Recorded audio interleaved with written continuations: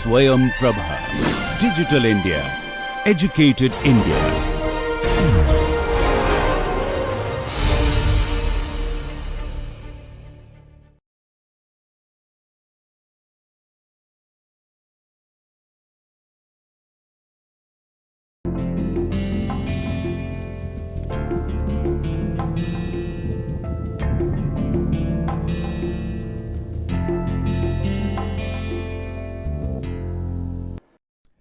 Good morning and welcome again. This is lecture number 32. Previously, we discussed a few aspects on implementation and coding for B-spline curves. We continue with that, and today we talk about parameterization and not vector generation. Let me now continue with the MATLAB code. If you recall, last time I had mentioned that we would want to introduce a function that would help us generate a knot vector using different parameterization schemes. What I have done is I have written this function, and today I'll run you through different pieces of the code. The function is not underscore vector underscore generation, and it requires a few parameters. I'll talk about them in a while. This variable EE is the exponent that is used in various parameterization schemes. For example, if I put EE as 0, I get uniform parameterization. If I put EE as 1, I get chord length parameterization, and for EE as half, I get centripetal parameterization. You can choose your own value for this exponent. For now, let me work with the chord length parameterization. The exponent value I choose is 1. With regard to the parameters that we would like to pass through this function, the first one pertains to the number of knots that we require. This one relates to the exponent used for different parameterization schemes. Small p is the order of B-spline basis functions and the curve.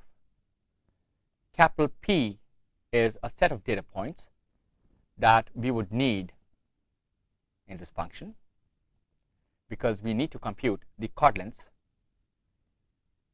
of a polyline, and these are two flags that relate to whether we desire to clamp the B-spline curve at the first point and or at the last point.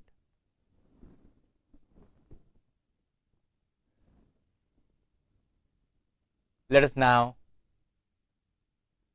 see in detail how this function looks like. As I said, m relates to the number of knots. In fact, m is equal to the number of knots minus 1. EE is the exponent used. Small p is the order of the B-spline basis function on the curve.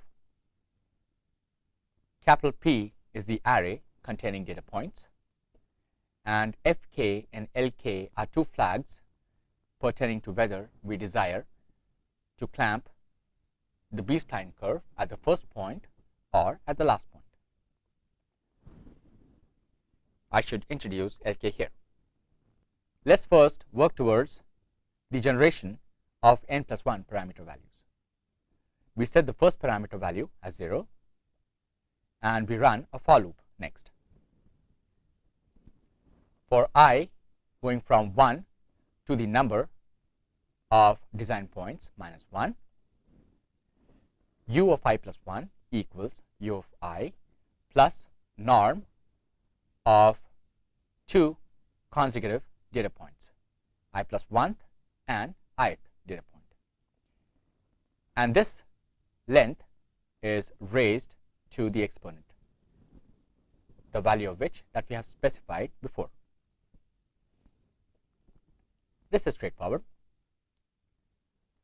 What we do is we now compute the overall length of the polyline by adding these lengths, and we normalize the parameter values as u equals u over maximum value of u. Now we have to consider three cases. The first case is of the simple knots. If we assume simple knots, let me store the knot values in an array identified by capital T. This command here lets us initialize all the knot values to 0. Through this statement, we specify the last n plus 1 knots as the respective parameter values that we have obtained here. Now we have the first p knots as free choices. To get them, what we do is we start subtracting -1 from ti plus 1 here, where index I starts from p and it's decremented by -1 every time until its value becomes 1. So in effect, what we are doing is we are taking the first parameter value as our reference knot, and we are decrementing 1 each time to get a knot on the left. Now this is for simple knots. Case 2 is the case where we have to clamp our B-spline curve at the first data point. We'll be using an if condition. If fk equals 1 and lk is not equal to 1, that is when we need to clamp the curve at the first knot. You would know what we need to do. That's right, we need to repeat the first p knots. To do so, we set the last n plus 1 knots as our parameter values, and we ensure that the first p knots get repeated through this piece of code. For the index I, going from p minus 1 decremented by 1, its final value is 1. T of I is equal to T of I plus 1. We can do something very similar if we need to clamp our B-spline curve at the last knot. Again, we are going to be using the if statement with a different argument. This is the case when fk is not equal to 1 and lk is equal to 1. If you observe this statement here what we do is we use the n plus 1 parameter values as the first n plus 1 knots. Observe this statement carefully. The subsequent knot is equal to the last parameter value plus 1. This is also equal to the last of the previous knots. And then through this for loop here, for index I going from 2 to p, where p is the order of the curve, all the subsequent knots get repeated. In fact, they have the same value as this. Let's go back a little bit and carefully look at the statement. Here, what we did was that we initialized the last n plus 1 knots as our parameter values,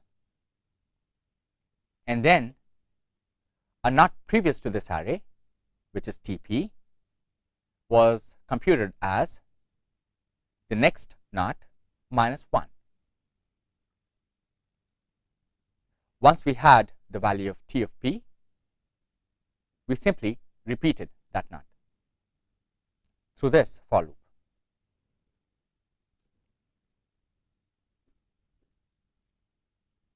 We now come to the case where we need to clamp our B-spline curve both at the first and the last data points.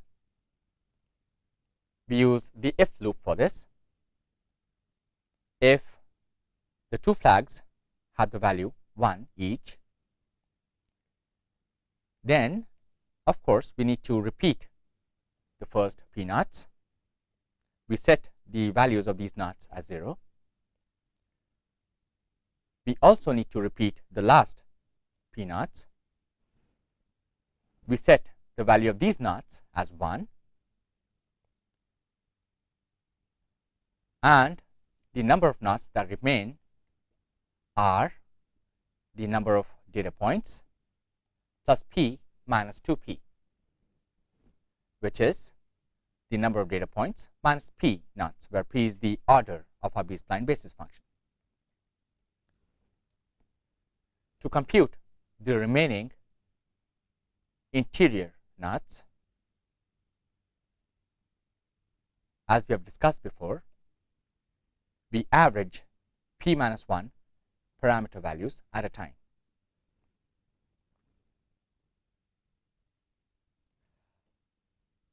So we use a nested for loop for this. The index I goes from 1 to the number of data points minus the order of the curve. There is a variable here, SUMP, which we set to 0.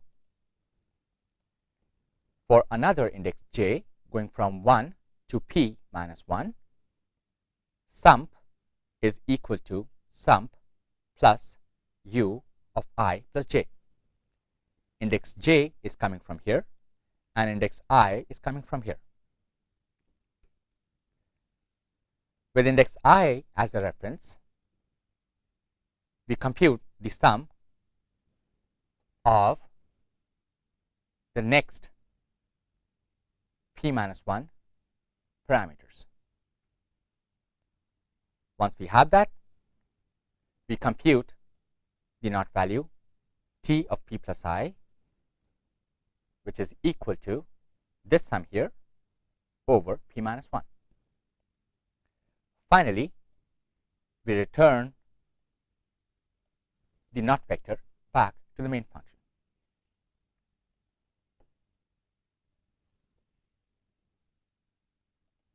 We may also think of returning the parameter values, which we may or may not use in the main function.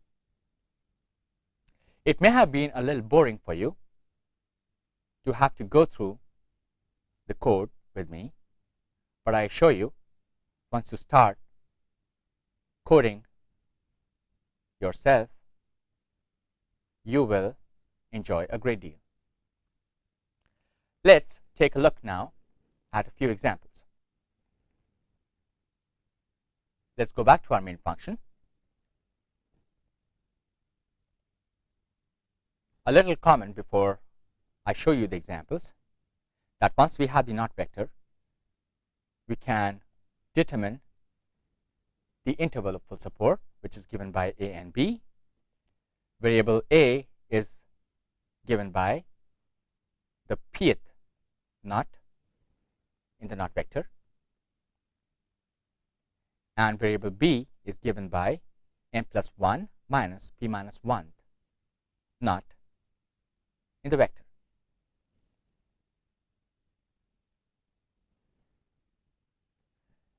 We execute this code now. for different values of exponents. We are not interested in clamping our B-spline curve at this time, so we set the flags to 0. Let's also consider uniform parameterization in knot vector generation. Now, this is how a curve which is free from both ends looks like. Let me change the properties of this to set the background as white and also to raise the font size of these numbers here.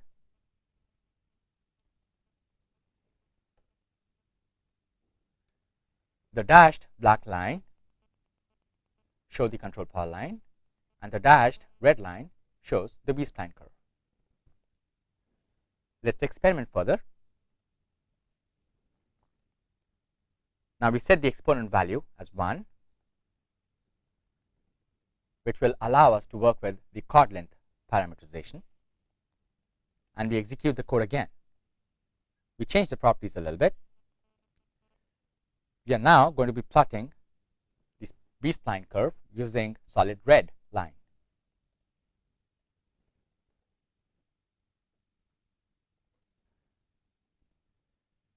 You would appreciate this change. This was the initial curve, and this is our new curve now. The shape of the curve is expected to change if we use different parameterization schemes. How about using the centripetal parameterization? Here we set the value to 0.5.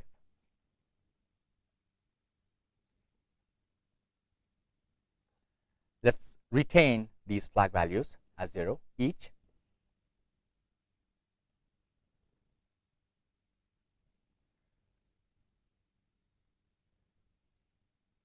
And let's plot the curve using a different color. Let's say blue.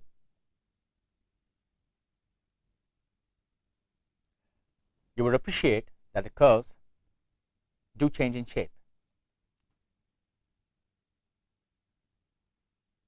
It's just that it's not clear to us how the shape change will occur if we switch between different schemes for knot vector generation.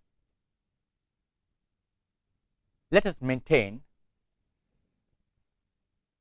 a single parameterization scheme.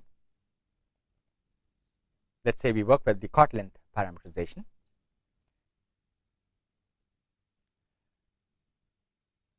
Now, this is a curve which is free from both ends.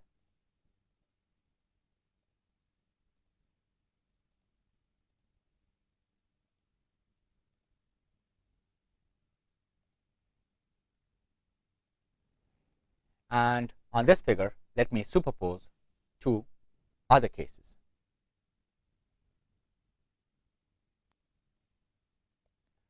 Where we now try to clamp our curve at the first point and at the last point.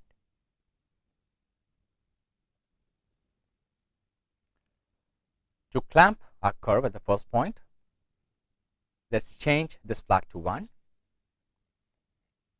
And let's change the color of the curve as well to, let's say, blue, and execute this code.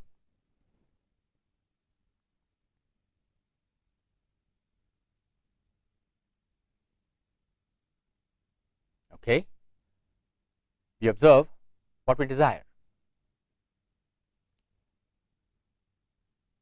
Let me now change this color to green, go back, and change these flags to 0 and 1 respectively. What I want now is to have my B-spline curve pass through the last point. This is how the curve looks like. It's clamped at this last data point.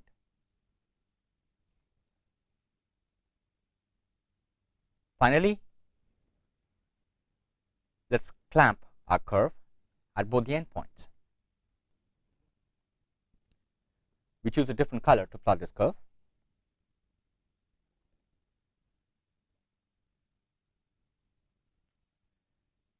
This one is the final curve right here that passes through the first as well as the last point. Let's now continue with our lecture number 32 and discuss a few more very important aspects of B-spline segments and curves. The first one relates to the interpolation, and the second one pertains to NURBS, non-uniform rational B-splines. Let's see how we can interpolate different data points with B-spline curves.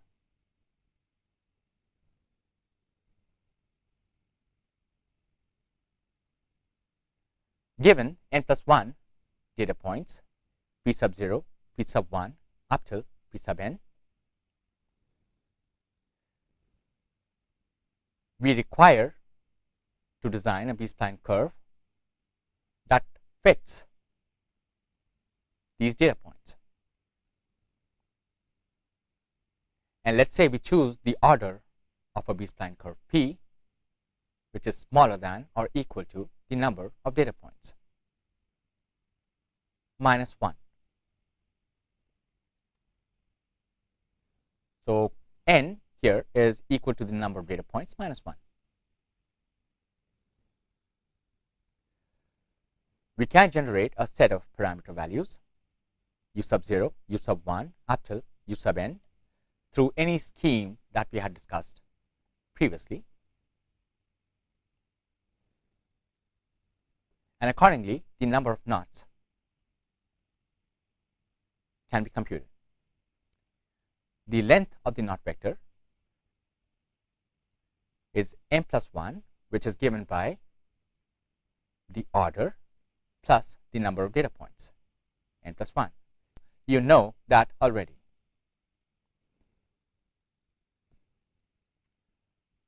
Clearly, we'll have a knot vector t0, t1 up till tm in our hands to work with. With that, the basis functions will be known to us. What's next? If you look at this problem, it is an inverse problem. Why do I say that? Simply because we are not directly specifying the control polyline to design our B-spline curve. Rather, we are specifying a set of points through which our B-spline curve would pass, and for that we need to compute our control polyline, which is why it's an inverse problem. Let's investigate this further.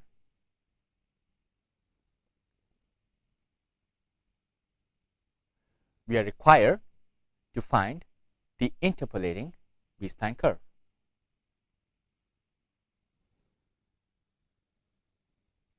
As you would know, this curve is given by summation index I going from 0 to n sub p, p plus I of t times bi. P is the order of the curve, and I is the last knot over which np, p plus I stands. B sub I is usually the design point that a user would specify. In this case, B sub I is an unknown.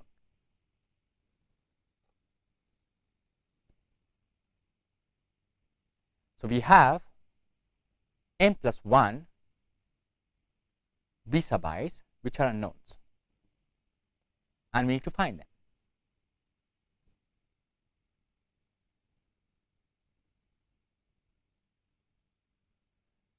Now let's consider that we know the information at different points on the B-spline curve. In other words, we know the points through which we need to interpolate the B-spline curve. These points are given by p sub k and these points are known at different parameter values u sub k. You plug in this parameter value here to get summation I going from 0 to n p plus I of uk times bi. We know that we have, or rather we are working with n plus 1 unknowns. We would need to generate n plus 1 conditions. These conditions will relate to different k values going from 0 to n.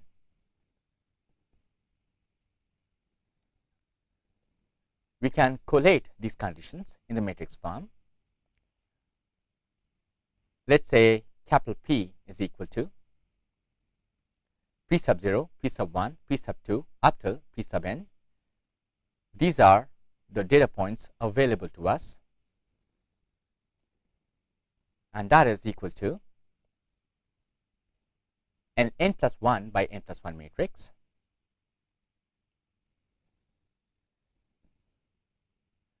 The first row of that is npp of u0, np p plus 1 of u0, np p plus 2 of u0. The last entry in this row is np n plus p of u0.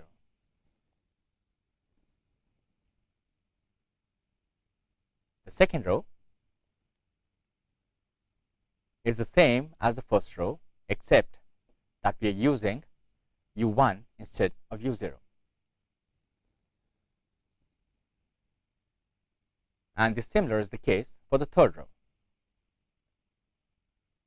The basis functions are the same, but evaluated at u2. Likewise, for the last row here, we'll have all these basis functions evaluated at u sub n. And here, we'll have a vector corresponding to these design points, v sub I, v sub 0, v sub 1 up till v sub n.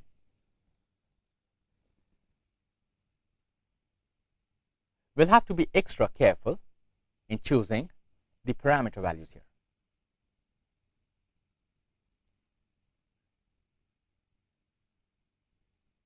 We need to ensure that to determine these design points, inversion of this n plus 1 by n plus 1 matrix does not cause any problem. In other words, we want this n plus 1 by n plus 1 matrix to be non-singular.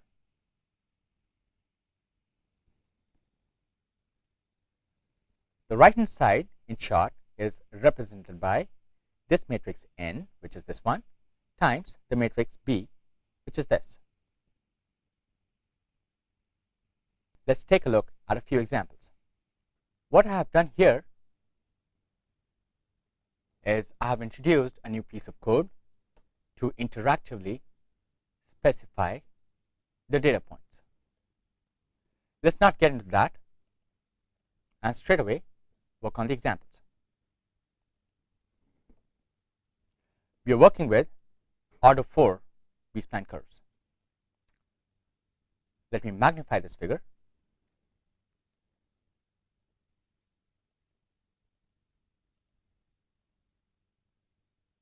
And say specify 6 data points through which I would require my B-spline curve to pass.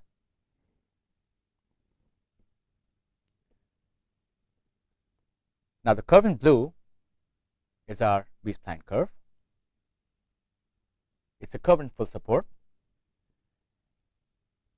And the polyline in red is what is determined.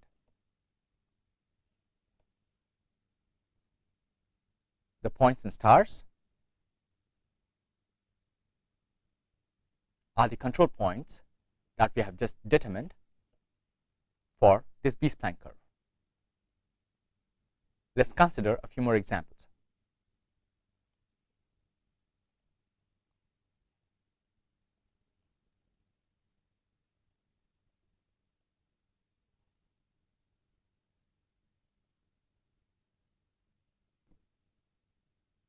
The curve in blue passes through the points that we just specified.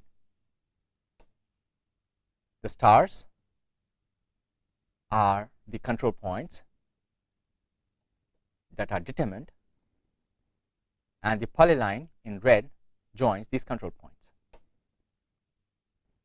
Let's see if we can interpolate a B-spline curve through a large set of data points.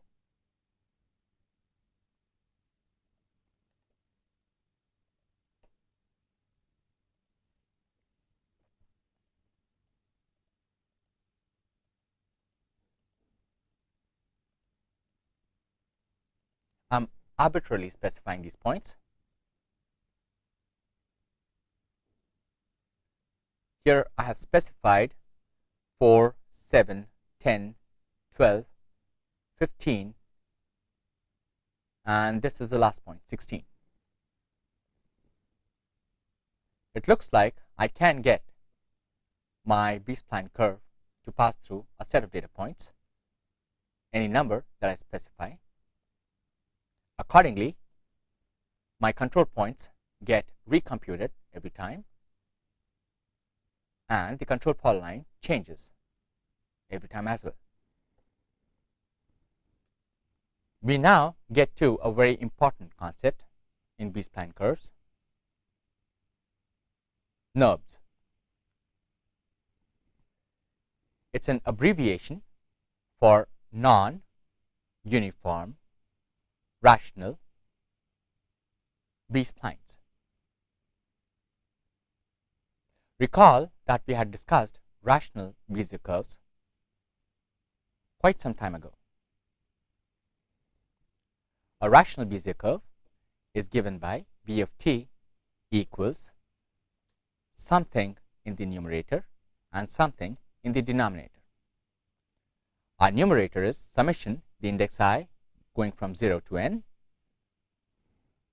Bernstein polynomial with index I and degree n, which is a function of parameter t, times the weight wi, which is assigned by the user,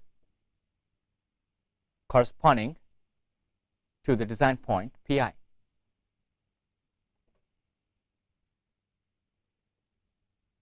In the denominator, we let go of pi in the summation. So we have summation I going from 0 to n, the nth degree Bernstein polynomial with index I, function of t, times the weight wi. And we had also seen that we could model different quadratic functions precisely using rational Bezier models. Just that we did not have much local control to be offered by Bernstein basis functions. Splines can be generalized along very similar lines. All we have to do is replace Bernstein polynomials with the corresponding B-spline basis functions of order p. The design information from the control points and from the respective weights remain the same. If you look at these two expressions carefully, this one here offers a great deal of freedom and choice, both. Freedom in terms of additionally specifying the order of the spline curve, and in terms of local control offered by the B-spline basis functions np p plus I of t.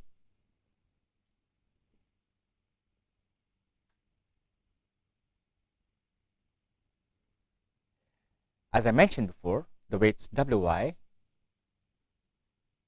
can help a user to gain additional design freedom.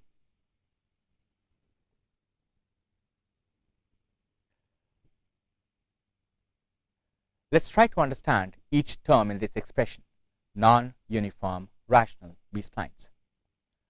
Non-uniform because we can have the knot vector to be non-uniform, implying that the knots may not be uniformly placed. In other words, the knot spans may not be of equal length. Why rational? Because of this expression here. We are working with fractions, and that's why rational. You would have guessed why B-splines, because we are working with B-spline basis functions. Although this is a field in itself, I'll only highlight some salient features of NURBS in this lecture.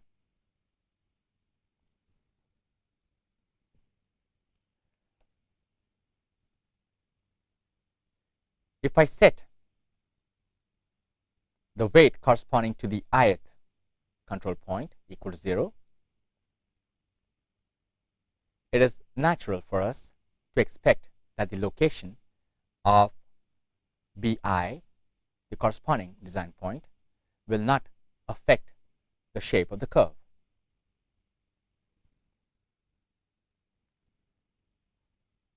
For larger values of the weight, Wi, we would expect, just in the case with rational Bezier curves, that our B-spline curve will get pushed towards the corresponding design point, Bi. This model, of course, offers great flexibility in design.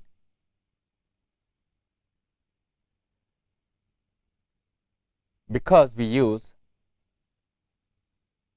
B-spline basis functions, NURBS possess local shape control and inherit all properties of B-spline basis functions, and therefore B-spline curves.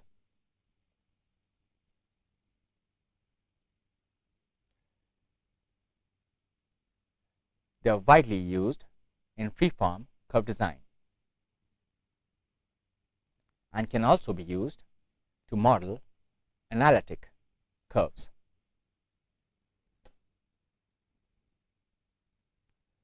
Let's consider some examples. I have modified the code that I have been developing a little bit.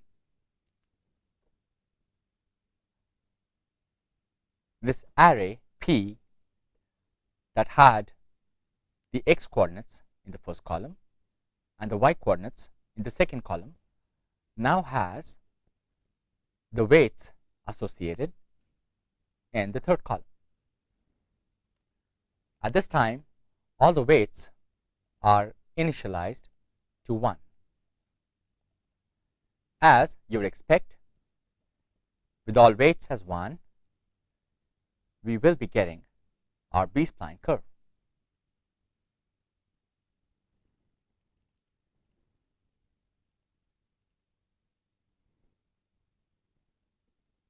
Over here, I have modified the definition of our B-spline curve to include the weight information. So here, I multiply the respective design points with the weights, and I compute the denominator sum underscore d before.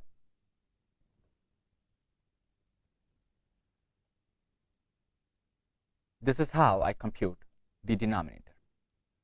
Sum underscore d equals sum underscore d plus the B-spline basis function of order p, the last knot as p plus k, the knot vector t that we now know how to generate using different parameterization schemes, and the parameter value.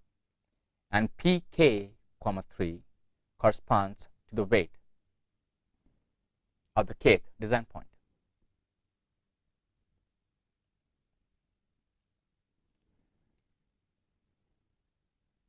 Let's plot the first curve with the red solid line. These are the design points we have.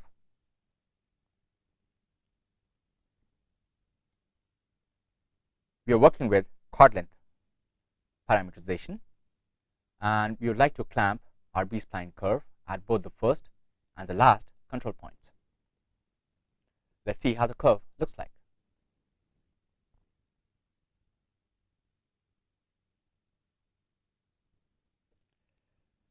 Let me change the properties of this figure.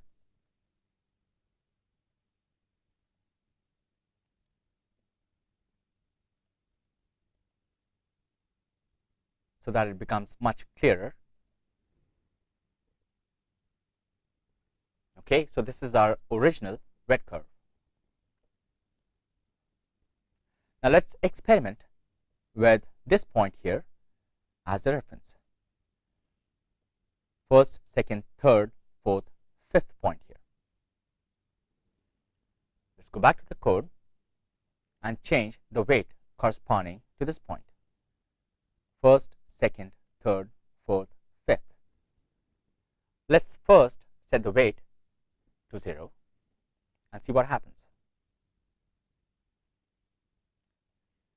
Let's use a different color to plot this curve.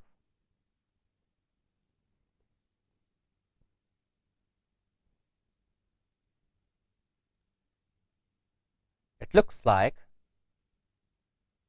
the new curve here in blue is not affected by the position of this point at all. For w equals 0, this is our new curve. For the corresponding weight equals 1, the curve gets slightly pushed towards this point. Let's try to see if this happens.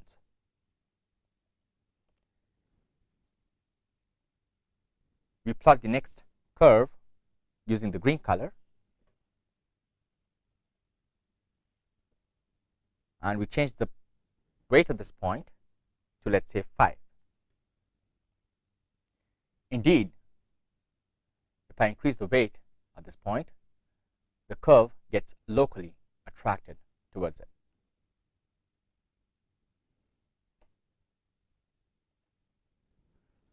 Let's arbitrarily make the weight as 100.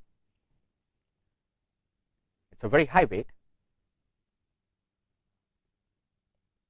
but what's the harm in experimenting? Let's use the yellow color with thicker line width to plot this new curve.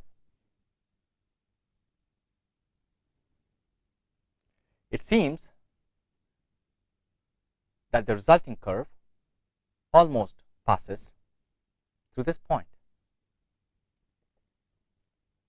Let's magnify this region here.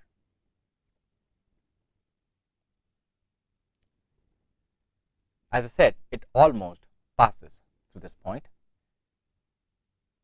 It doesn't actually pass through this point.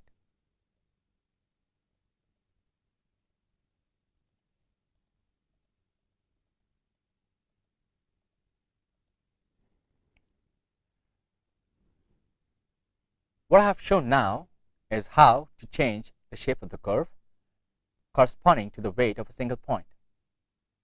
Once you are ready with your own code, you can experiment how you can play with the shape of these B-spline curves. Now, NURBS, by changing the positions and the weights corresponding to each point. There is still a lot that, if you want, you can learn in this area. For now, let's stop our discussion on NURBS here. Before I leave you, I'd like to mention a few words about B-spline basis functions and Bernstein polynomials. It looks like you can convert B-spline basis functions to Bernstein polynomials for specific cases. For an ordered P curve or a B-spline basis function, if you repeat the first knot with value 0 p times, and if you do the same, that is, if you repeat the last knot with the value 1 p times, and if you consider p B-spline basis functions, which is the same as the control points,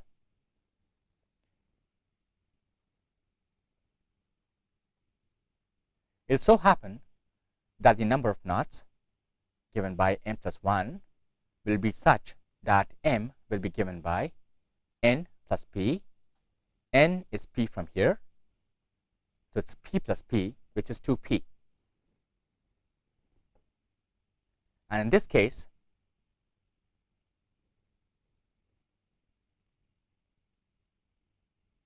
the B-spline basis functions will degenerate to Bernstein polynomials. Let's take a quick look at one of the examples. Let's see how order 4 B-spline basis functions degenerate to degree 3 Bernstein polynomials. So for that, we would need 4 B-spline basis functions, and the total number of knots will be 4 plus 4. Of these, let's say the first 4 knots have the value 0, and the second set of 4 knots has the value 1. Let's plot the corresponding B-spline basis functions.